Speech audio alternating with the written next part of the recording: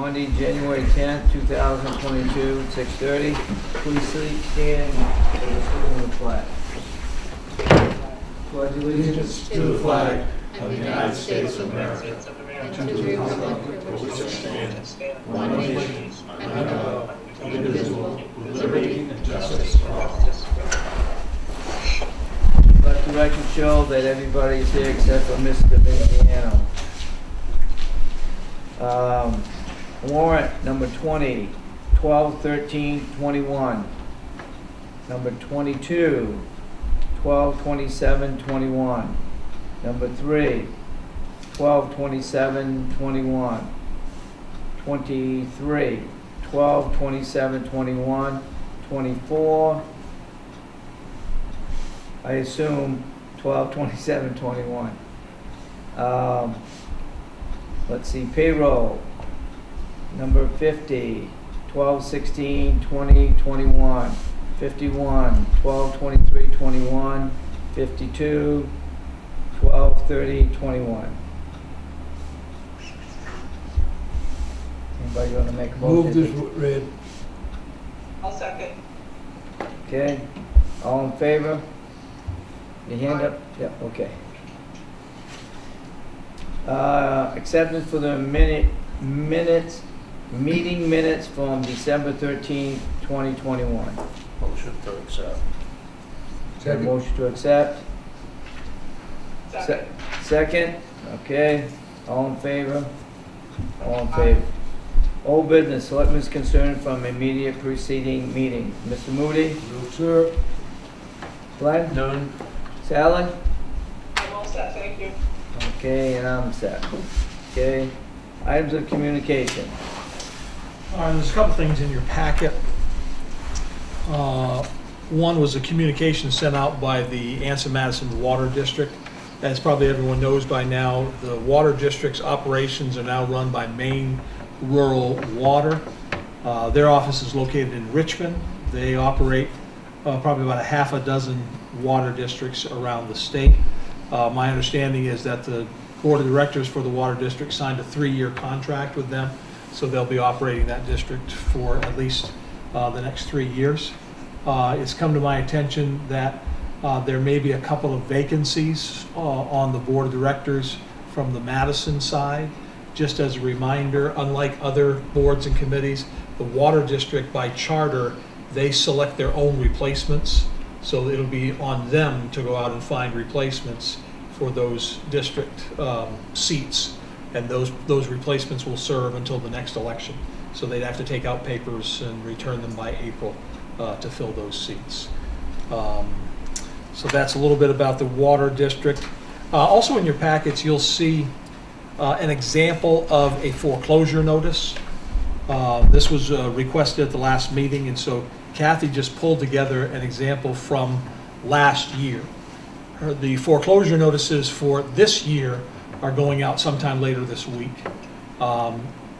The foreclosure date for this year is Friday, February 25th. So February 25th will be the date that if you don't have your 2019 taxes paid, the town will foreclose. Those liens will mature on that date. Now, Mr. Gopian, you had requested that. Did you have anything further? I just want to see the type of letter you wrote. Okay. And that was basically it. Pretty much we print off what the state says we have to print off. And so that's a requirement there. Representative Ducharme spoke to me last week. He's here at the meeting tonight, and I didn't know if you would give him the floor for 30 seconds or less to, I'm being in jest there, to give you an update on this coming legislative session. Good evening. Thank you for agreeing to allow me to come in and speak with you. I thought it would be appropriate in the middle of the session where we had the first session last year, and then we've just started the second session, which is the short session, where we're supposed to just take up emergency bills and things left over from last session. I get a sense from what I've seen in the bills coming to us that there are probably more than those coming at us, but for now, most of it is just carryover items from last session.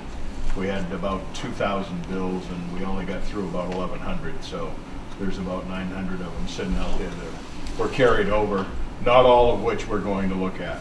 So if you're not aware, just to give you an update on where I am, when I went down there, I was selected to serve on the committee called the IDEA Committee, which is Innovation, Development, Economic Advancement, and Business, which was kind of a good fit for my past background as a commercial lender with a bank and so forth. And it was it's a lot of fun. The committee is a lot of fun. We deal with economic development issues. We deal with licensing, reciprocity between states, and some other issues like that. And then in June, as a result of a vacancy on the Appropriations Committee, I was asked to serve on the Appropriations Committee as well. So in July, I was appointed by the President of the Senate and the Speaker of the House to the Appropriations Committee. So I now have two committees, Appropriations and the IDEA Committee. To give you a sense of the difference in IDEA, we have bills that come in and we're looking at whether or not a license from Massachusetts for this particular person will fit with the main law for licensing. Well, my first day on appropriations, we went in and the first day we spent $980 million of federal money in the American Recovery Act funds. So it was a big difference.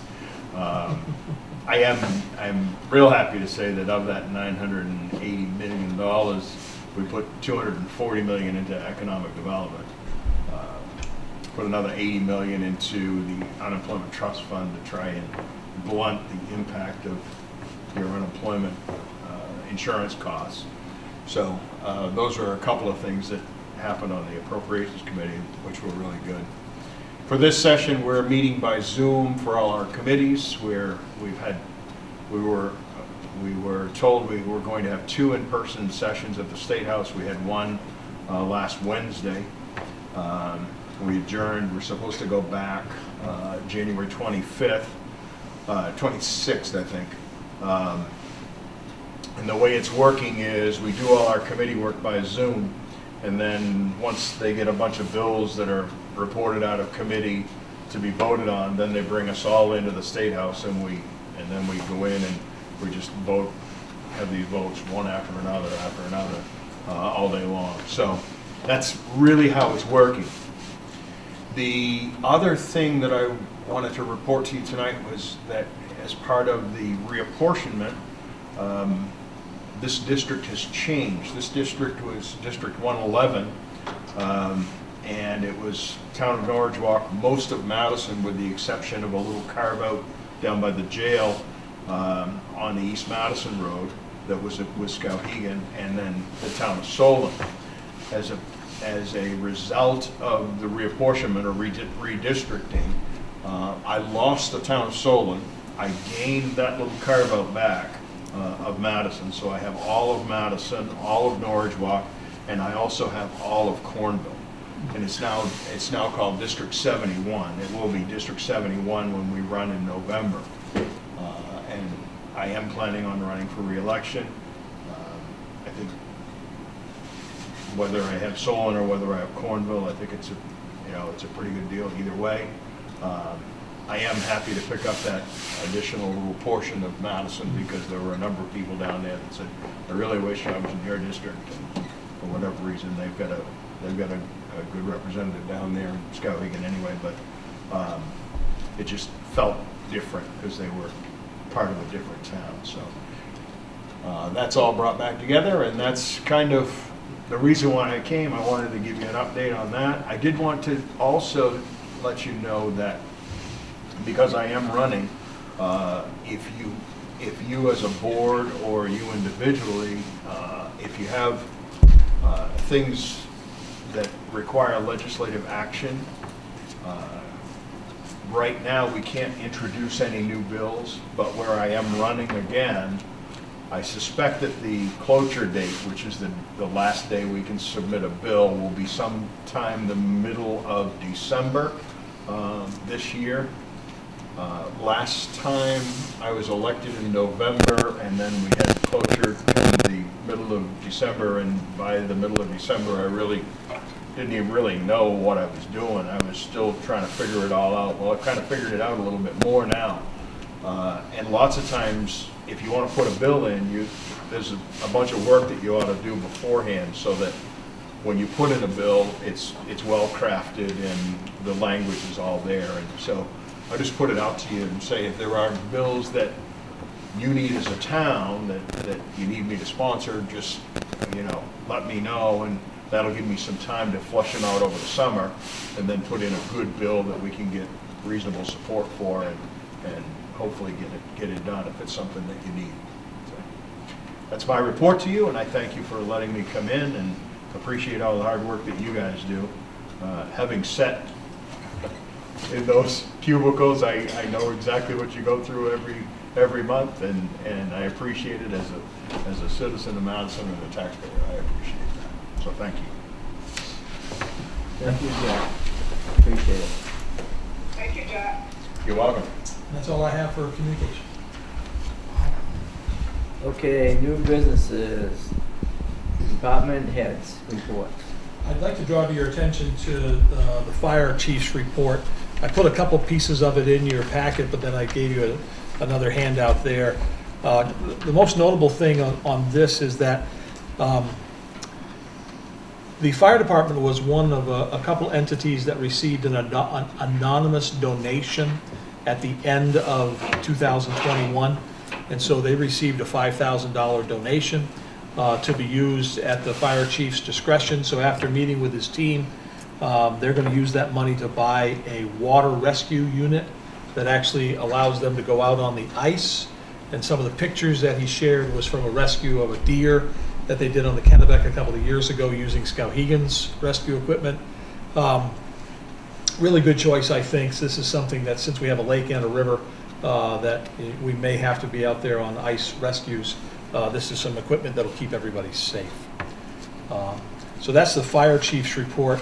The other thing in your packets is a letter from Bill Bookheim, resident out on Schuster Road. And this is kind of a two-part letter. The first part is thanking the chief and the fire department for the work that they did out there at a call recently. And then this kind of transitions to a question to the road commissioner about speed limit signs on Schuster Road. And so I know the road commissioner has done a little investigating into that, so I thought this would be a good transition over to Jeff's report. Yes, Mr. Bookheim, if you guys have read your letter, stated that the speed limit signs are kind of old and faded, and there's always been a question of whether or not that is a properly posted road. In order to get a properly posted road, it has to be approved by the state. So in doing some research and going back to 1979 and 1980, the state did approve that road for a 25-mile-an-hour speed zone from the car wash to the brook by where Smitty's roller rink used to be. And then from there to Preble Avenue is 35 miles per hour. So on that note, I do have two 25-mile-an-hour signs ordered and will be put up as soon as we get them. As far as the children playing signs, we don't normally encourage to put those type of signs up, only because it encourages kids playing the road. So regardless of the speed, so that's what's happening with that letter.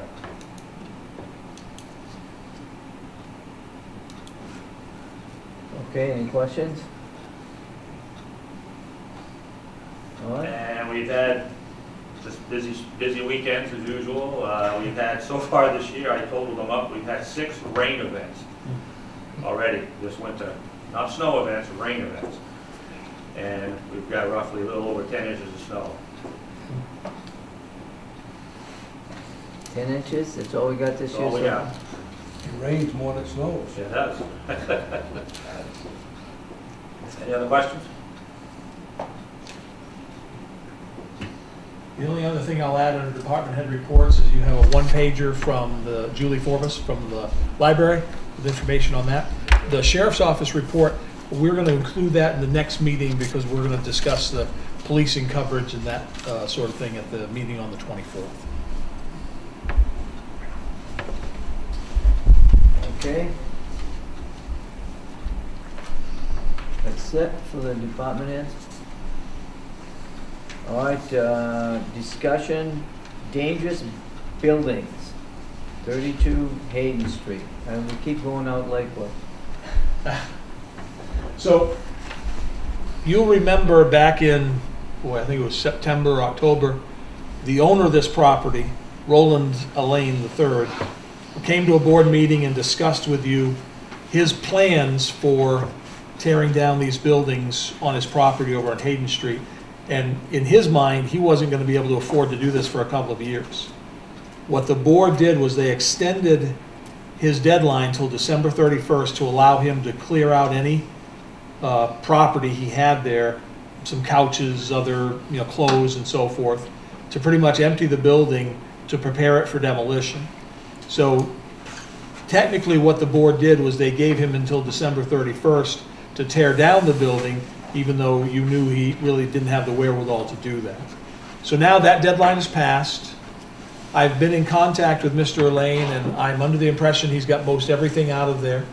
Before we move forward, if that's what the board wants to do, I'll have one more visit with him, and I'm going to strongly recommend that he and I walk the property together so he knows what our intentions are as a town. I have solicited some bids from a couple of contractors. Pretty much the only contractor that hasn't put away all his stuff for the winter is Pat Dago with Dig and Ricket. So Pat gave me a quote of $4,200 to tear down that blue building. And then I found, with the help of a neighbor, another shed that belongs to that property. And I double checked the tax maps. So there's a small outbuilding and that blue building to be torn down and all the debris carried off. Is he gonna do anything with the ground afterwards, or just gonna leave a hole? No, he won't leave a hole. Basically what he'll do, and this is what I got to talk to the owner about, so the owner's aware that with that quote, Pat's going to fill in the foundation. And typically if somebody's going to build on that again, they're going to have to dig that up and bring in fill and level out that foundation. So I'm going to try to make Mr. Elaine aware of that. But it should be a flat surface for that lot when he's done. And we've got money for that, don't we? We do. At our last meeting, we looked at what Tammy calls the foreclosure account, where when we sell properties, we put money in there. So we have, I think, close to $19,000 in that account. Now, did you talk a time when to have this demoed?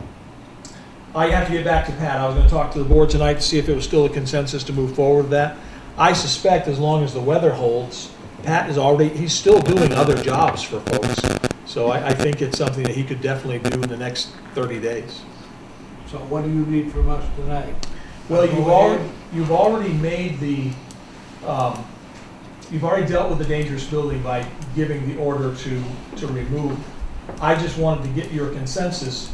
Is this something you want to move forward with the contractor that I've talked with? And if that's the consensus of the board, I think I can go work out the details between the contractor and the property owner to get everything done.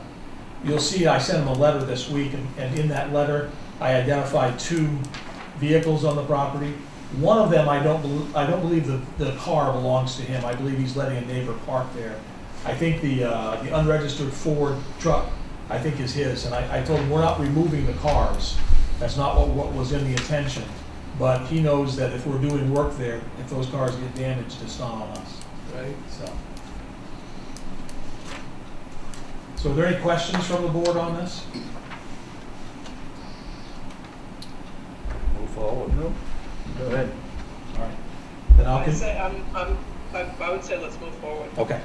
Then I'll keep the board informed, and I'll move forward. I'll probably have a report on it by the next meeting, where we stand on that. While we're talking about this, I didn't know if you were aware of the building at 408 Main Street. I don't know if you can tell what building that is from this picture. If you're at Bob's Cash Fuel, come down a couple houses. It's been in a state of disrepair for years. And up until just a few months ago, people were living there. We did get word that the owner of the property has passed away. So here's the situation with that. I had our code officer, Amos Mishu, go out and take a look at this property. He did not go into the property. He could tell from the outside that it would qualify as a dangerous building. I have had the sheriff's office go out twice just to do welfare checks to make sure that nobody was living there or nobody had died in the house. When we got word that the owner had died, she was not living there at the time when she died. And we have had no claims on the property to this date. But here's the odd thing, all the bills are paid. So there's no back taxes, there's no back electric bills, there's no back sewer bills. And so up until she died, she was taking care of all that. So if we were to wait until this comes into tax foreclosure, it wouldn't be till February of 2024. So it'll be 2 years from now before this comes into tax foreclosure. So what Amos, the code officers, did is try to investigate what do you do if you're trying to get somebody notice legally that their building is a dangerous building if you know that the owners aren't alive. So you can't send them a registered letter. So what you can do is you can post notice of a public hearing for a couple of consecutive weeks in the local newspaper, document that you've done that, and then go forward with your dangerous building process. So I bring that to you tonight, and just to see, is that something you want to pursue on this building? I've got Madison Electric flagged, I've got the clerks at the office flagged. If somebody makes a payment on something on this house, I want to know about it, because I got to track down who they are. We knew that there was a significant other living there with the owner, but no one has heard from him in months. So what's your pleasure on this one? You just want to let it sit for a while, or do you want to pursue the removal of the building? So the electric bill, the water bill, and the sanitation bill is all paid up on it? It's all up to date. It's about a month behind, so it's not that bad. Yeah. When did this person die? I think sometime in December. Oh, okay. Yeah, recent. Who are all those vehicles registered to? That person? Either that person or people that she's allowed to let those vehicles sit there. So that brings up a good point. The law allows you as elected officials to deal with dangerous buildings, but it doesn't allow you to get rid of the cars. So there's 7 cars on the property. How many? 7. Then it's a junkyard. Yeah. Right.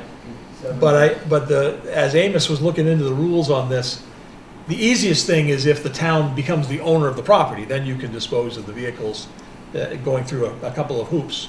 But if you don't own the property, there's limits to what you can do. And the same thing, if you're going to enforce an illegal junkyard or an unregistered junkyard, then that's a whole different complicated road that you got to go down.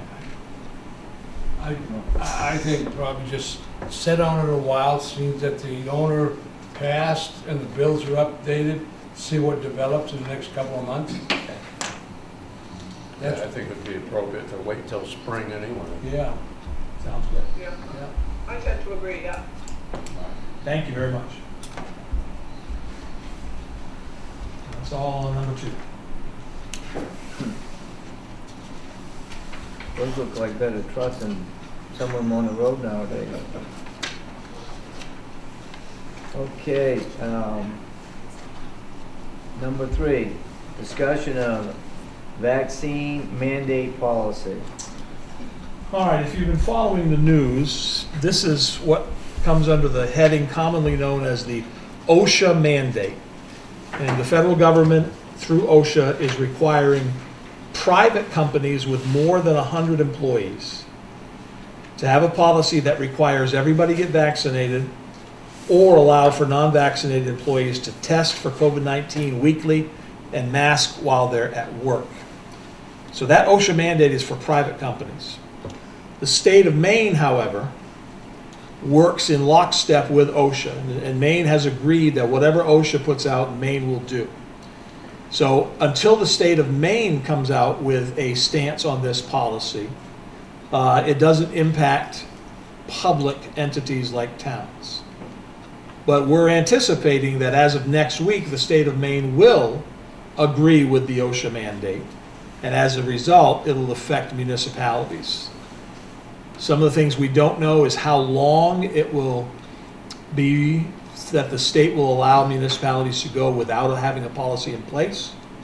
Some of the dates that were associated with the private companies were January 10th, as of today, had to have policies in place. But I believe they've moved that out because the Supreme Court has heard arguments on whether or not the OSHA mandate is constitutional. So rather than scrambling, I thought at least we'd lay this out of what a policy would look like based on what the requirements are of OSHA right now. And I'm going to let Tammy fill in some of the blanks here because she's done a lot of study and research, and I appreciate the work she's done on this.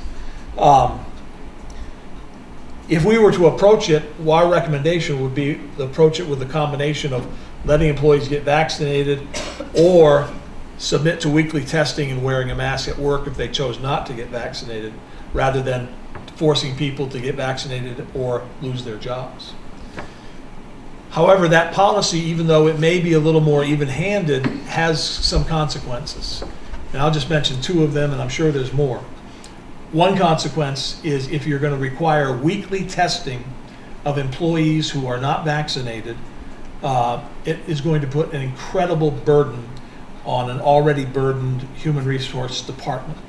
That human resource department is made up of one person that sits right over there.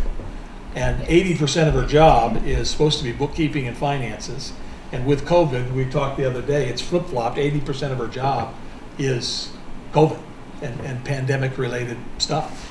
And so that just puts more pressure on her, and it puts us in a position where if this is going to be long-term, we may have to look at hiring help for these reportings that we would have to do to the state and to the feds. The other thing is the reality that we have some employees who have come to me privately and said, if this mandate goes into place with the town, I will give you my notice and I will leave. So there's some negative repercussions to this, obviously. On the other side of it, certainly we understand that, if vaccinations are the way the federal government feels that they're going to legislate out of this pandemic, then this is the way they're going to go.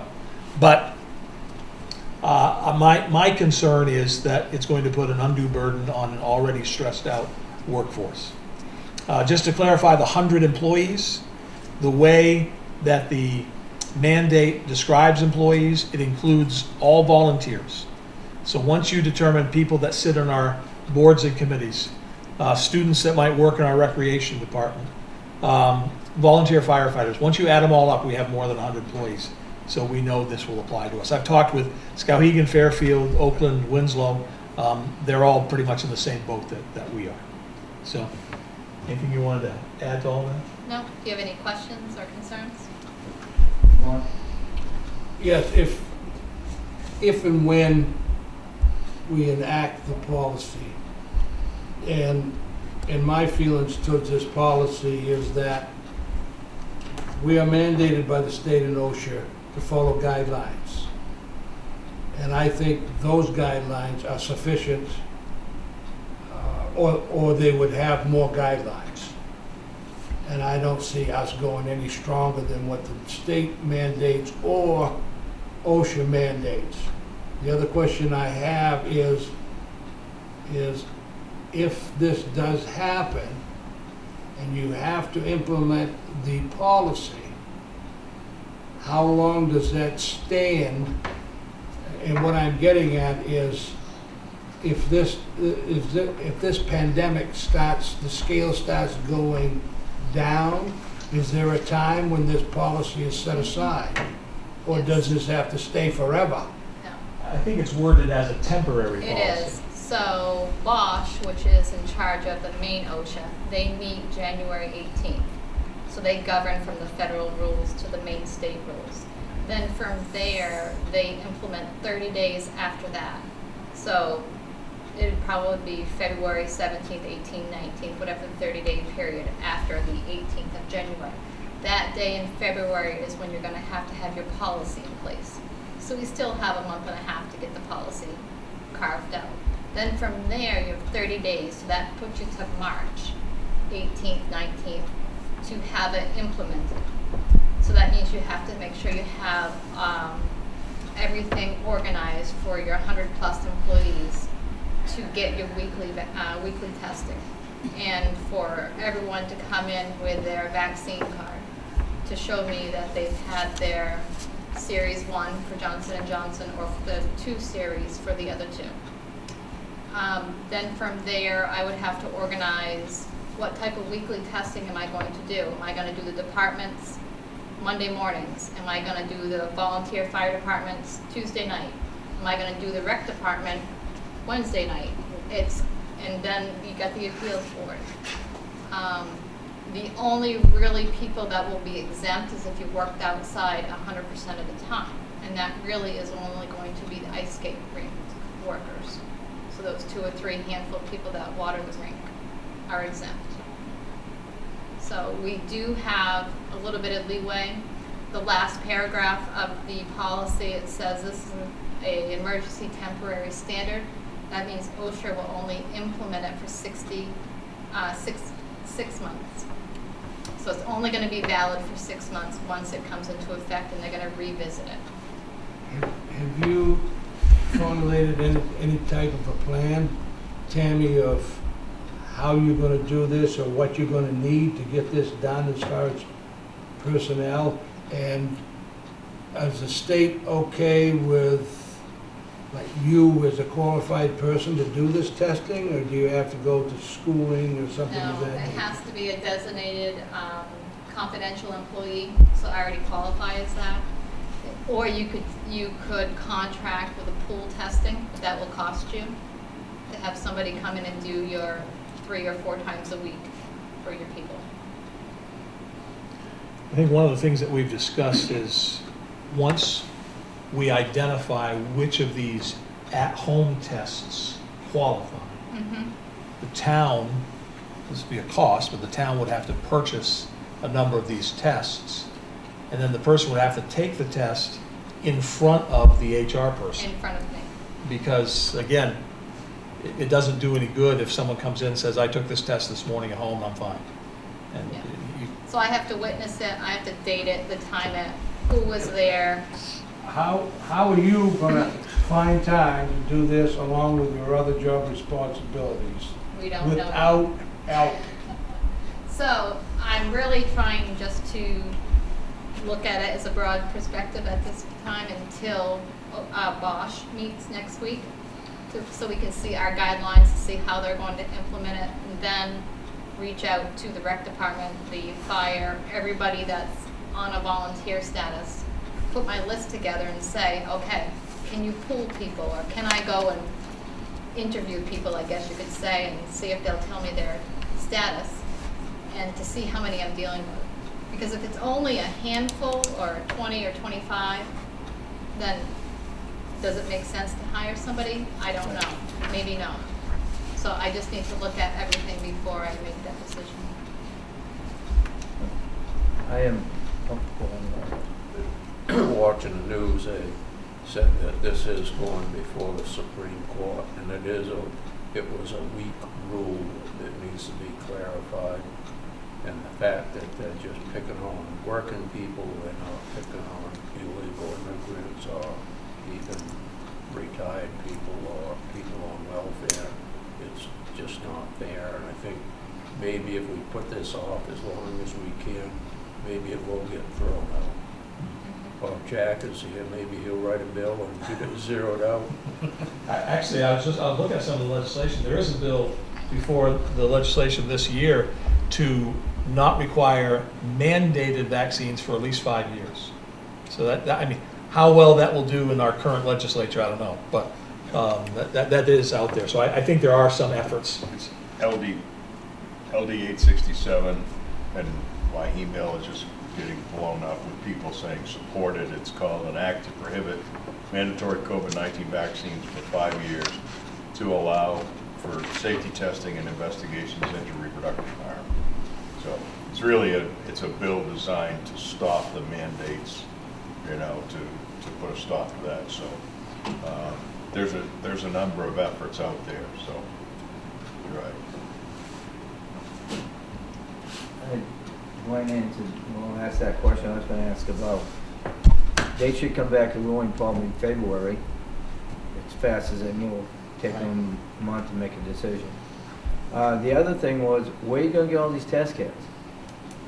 Well, the president's gonna give them to us, right? He is, if you lived in a city like New York and Chicago, Yeah, places that- like that. that will be- There's all kinds of boxes ready to Yeah. be shipped. That's a legitimate question, because every time you have a reaction to a policy that's come down from above, the resources are all gobbled up. You know, you saw it with PPE and all that Yeah. a year ago. So that's a very good question. You know, we don't know that, but I think what your stance is very similar to that of Skowhegan and Winslow and Fairfield. You know, don't put anything in place right now. Just wait and see. Right. I'd rather wait and see what the Supreme Court's gonna do. And Just do the bare minimum what we have to do now. Well, right now it's nothing, it's just following the updated quarantine that changes monthly. Daily Sally, sometimes. did you have anything on this? No, yeah, I couldn't, excuse me, I couldn't get Tammy in some of her comments, but I was just curious, the 100 or so people that we're gonna need to possibly test are only folks that have not been vaccinated, that is correct?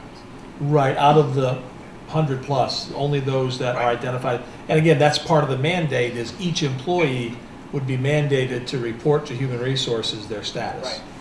Right. Okay, yeah, And confusing. Yeah. in this vaccination we're talking was the first one, the ones that came out last year. You had two, and then one for the Johnson & Johnson. Right, so it's not counting the boosters. Right. They don't care if you get your boosters or not, they just care if you get one of Johnson or two Moderna or two Pfizer. Yeah. And then the other little caveat they have in this, say we implement it, OSHA makes it go ahead. They give you some sort of leeway if you can't get any of your test kits, you don't have to do your testing. So, if they have no test kits available, then you're granted a little bit of leeway. And the good news too, I think I heard the other day, you don't have to have 4.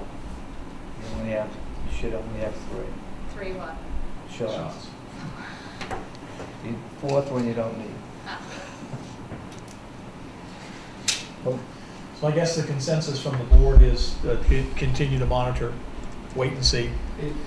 And Yeah, and my thought is that, you know, I wanted to talk to the resource officer, is just gonna work for you and our employees.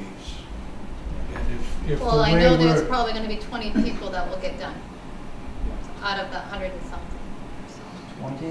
20. and how do you replace them the way the workforce is out there today? I have no idea.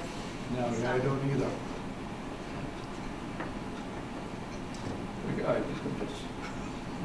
If this gets mandated, well, it probably won't be 100 employees anymore. all right, we'll keep you up to date. Okay. Thank you.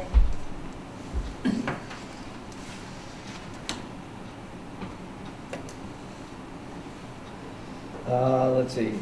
Discuss use Woodlands TIF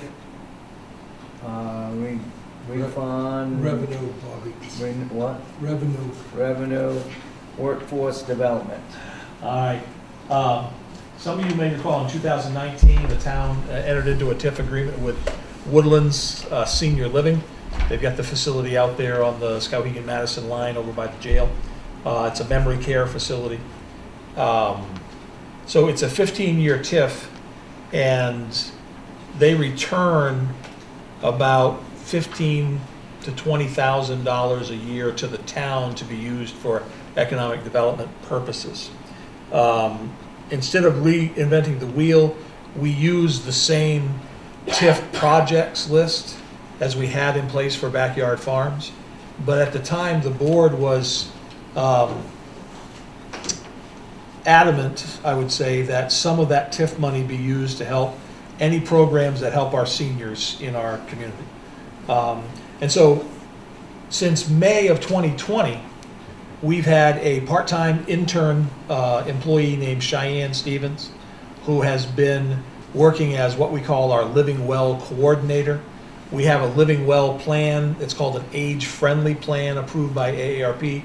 Many of you have seen it in different iterations. Cheyenne works about 10 hours a week to implement that plan. She has a steering committee that she works with. She works with the JMG program at the high school. She works with the alternative ed students at the junior high school to coordinate needs that seniors may have, raking leaves, shoveling their driveway, scraping ice, with students that are able to do that. So up until the end of last year, Cheyenne was paid out of a grant that we'd received from the Maine Community Foundation. That grant, we've used up 99% of it. We're ready to close out that grant, but we want Cheyenne to continue doing this work. I believe that her work fits under the criteria of the TIF with Woodlands to be used to pay her, because she is providing skills development for the students that she's working with, and she herself is getting on-the-job training for workforce as she is still a student at the University of Maine at Augusta. So it's my recommendation to the board that you approve funds from the Woodland TIF to be used for this process. How many hours does she put in a week? She's working about 10 hours a week for us. 10 hours a week? Yeah. So it costs us probably about $500 a month for her services, about $6,000 a year. Okay. And how long is this gonna be for? I would like to have somebody implementing this plan ongoing. I think it could be a good internship for workforce development. If Cheyenne moves on to something else, I would like to have somebody else as an intern fill that position.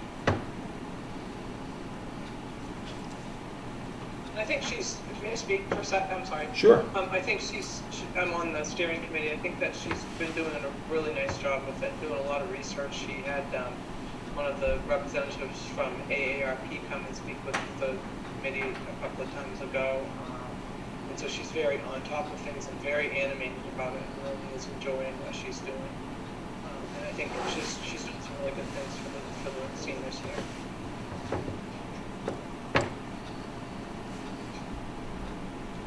Are you looking for a consensus from us? I'd like a motion on this one since it has to do with TIF funds. Yeah. That way, if Tammy has a question from the auditor, she can look at the minutes. I'll make that a motion. I'll make the motion that we use those funds to continue that project. All right, you have a motion and a second from Moody and Dwyer. Okay, any other discussion? Okay, seeing none, all in favor? Aye. All in favor. Thank you.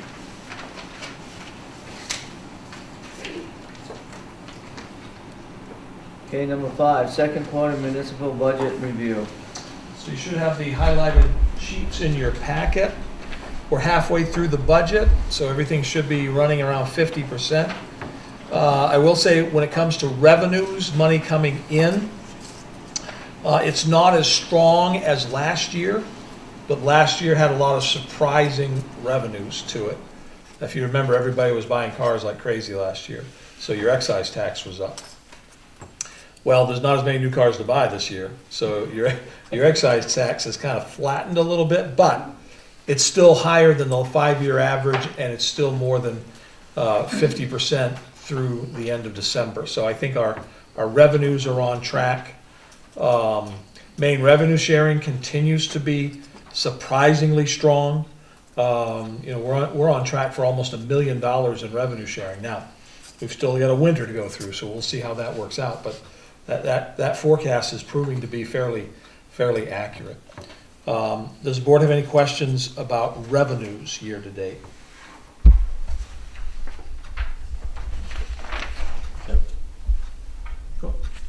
Jeff? Just a Just a revenue update on the, as far as the state. I went to a meeting a couple of weeks ago for the Appropriations Committee, and the state revenue forecast for the remainder of this budget year, which goes to 2023, is they're projecting $820 million additional revenue from what the original projections were. So the revenues, I think the revenues will be there from the state level too, as far as revenue sharing and so forth and so on. And even state aid education. Yeah. Right. Yeah.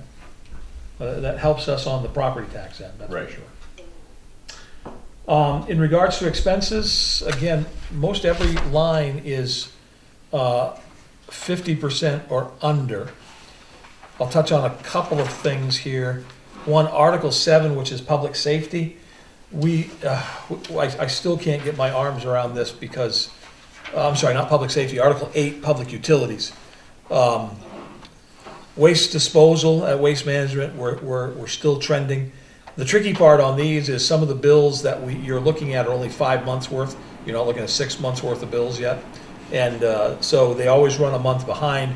We catch up at the end of the fiscal year, and that's when we usually go over. Due to a misunderstanding I had with the previous superintendent of the water district, I didn't budget enough for hydrants. So we're probably going to run over on fire protection from the water district. So just be prepared that that article may run over, and the board in July or August of next year may have to authorize an overdraft on that particular article. The only other thing I'll just touch on, because I saw something in the warrant today, is that, cemeteries, we had quite a bit of work done and we got some bills on that, so we'll probably update you that as we get closer to the budget. You all know we've been talking about cemeteries and the need for a lot of maintenance to be done, and so we probably got $5,000 or $6,000 worth of bills for work that was done in Forest Hills and East Madison, or the bridge. Bridge, and then we did Conjunctivity, just the sign. Yeah. So I don't think we'll run cemetery over, but I think we're going to use all of what we budgeted for cemeteries, and we will most likely have to raise that budget line for the upcoming budget to continue to do some of the needed maintenance, because that $5,000 that we just spent doesn't scratch the surface of what needs to be done. But other than that, does anybody have any questions on expenses year to date?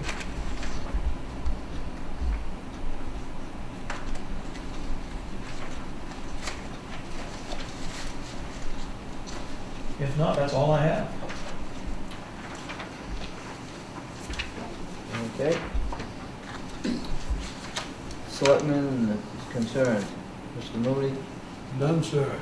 Mr. Manna, Just a little update on the fire truck. We've had a few meetings now. We're up to about 7 hours.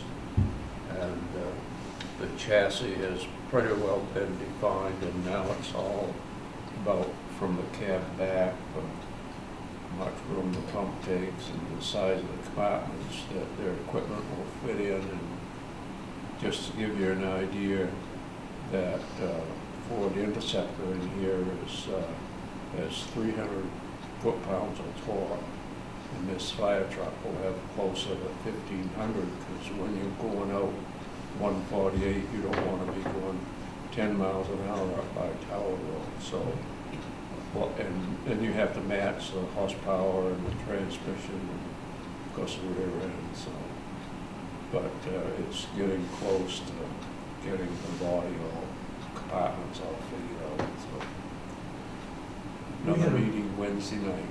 We originally had thought that you might have, the fire department and you might have information to share at the meeting on the 24th. Do you think you'll have that, or should that be pushed back?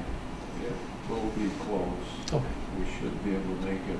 It's pretty near to the, you start at the front of the body and get the compartment sizes, then you work back and figure out when the ladders are going to go and come with the other equipment. So it's like you start air packs, they're not all the same size tanks, so you have to reconfigure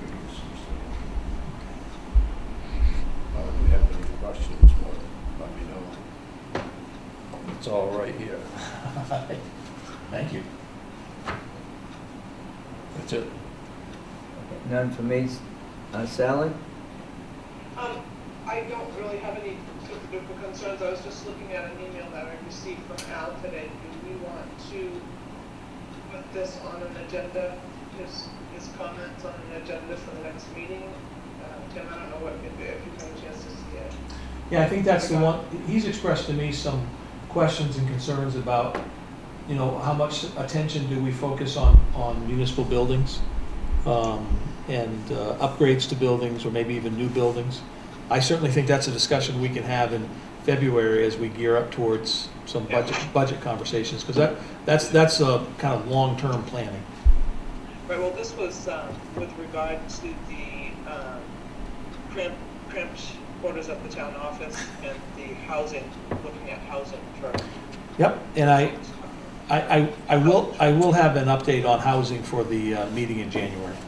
Some of the work that a housing team has been doing. Good. Great. Thanks. That's all I had. Okay, citizens' concerns. Hearing none? Entertain a motion? Motion to adjourn. Second. Okay, all in favor? I guess everybody is.